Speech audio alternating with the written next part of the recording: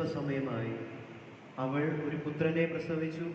കർത്താവ് അവളോട് വലിയ കാരുണ്യം കാണിച്ചിരിക്കുന്നു എന്ന് കേട്ട അയൽക്കാരും ബന്ധുക്കളും അവളോടൊത്ത് സന്തോഷിച്ചു. 8-ാം ദിവസം അവർ ശിശുവിൻ്റെ പരിച്ഛേദനത്തിന് വന്നു. പിതാവിൻ്റെ പേരനുസരിച്ച് സക്കറിയ എന്ന് അവന് പേര് നൽകാൻ അവർ ആഗ്രഹിച്ചു. എന്നാൽ ശിശുവിൻ്റെ അമ്മ അവരോട് പറഞ്ഞു, അങ്ങനെയല്ല, അവൻ യോഹന്നാൻ എന്ന് വിളിക്കപ്പെടണം. അവർ അവളോട് പറഞ്ഞു, നിന്റെ ബന്ധുക്കളിൽ ആർക്കും ഈ പേര് ഇല്ലല്ലോ.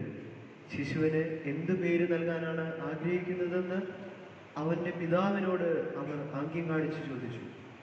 അവൻ ഒരു എഴുത്തുപലക വരുത്തി അതിലെഴുതി, യോഹന്നാൻ എന്നാണ് അവൻ്റെ പേര്. എല്ലാവരും അത്ഭുതപ്പെട്ടു. തൽക്ഷണം അവൻ്റെ വായ് തുറക്കപ്പെട്ടു, നാവ് സ്വതന്ത്രമായി. അവൻ ദൈവത്തെ വാഴ്ത്തിക്കൊണ്ട് സംസാരിക്കാൻ തുടങ്ങി. അയൽക്കാർക്കെല്ലാം ഭയമുണ്ടായി.